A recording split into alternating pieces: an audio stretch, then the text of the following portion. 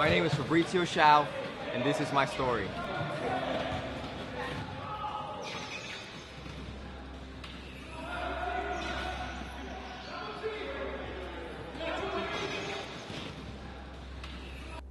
At the age of 9 months, I was in China, and I was at home with my babysitter.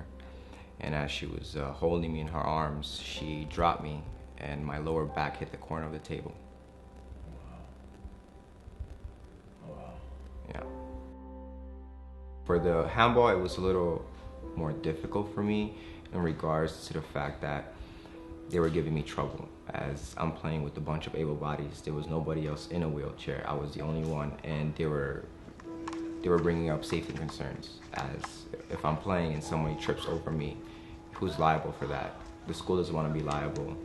And just being able to convince them that even though I'm in a wheelchair and I'm playing against able bodies, you know, I'm not just gonna push and crash into them and injure them, you know, like I'm just like any other able body on the court. If they trip over me, that's their fault. It's just like if you trip over someone's foot. You're really gonna, you know, that's not a liability. And they see me play. After they see me play, they're like, okay, we can't stop you, that's discrimination.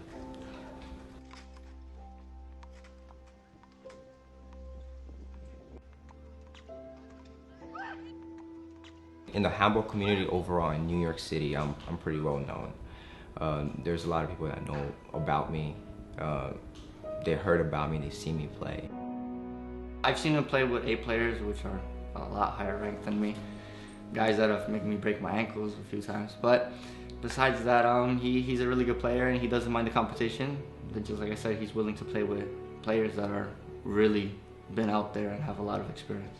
They may look at him as unexpected. He might not be as mobile as an able-bodied person, but to me, he's just like a regular able-bodied, you know? He moves just the same way. He's super quick. I mean, there's nothing really stopping him. With Alan, I've joined a C doubles tournament, and we made it to the 3rd round.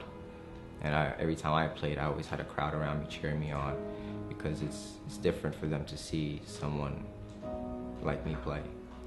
It doesn't exist.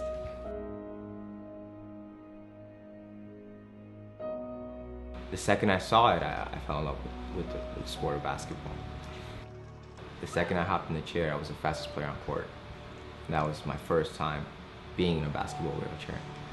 And I was just, I was out of control, of course, but when it came to raw speed, nobody could keep up with me.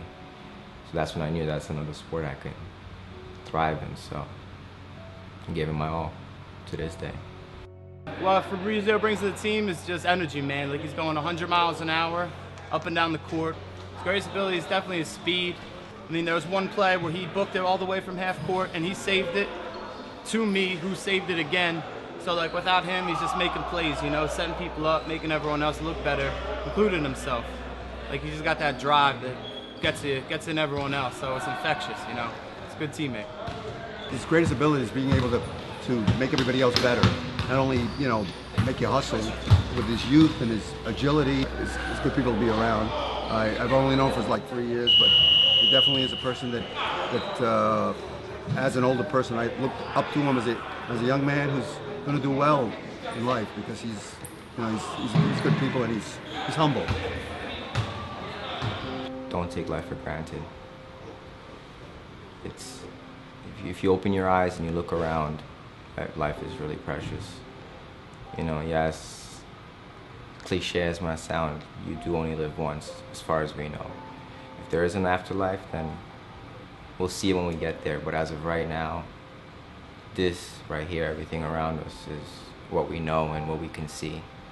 So make the best out of it in whatever way you can, whatever way possible.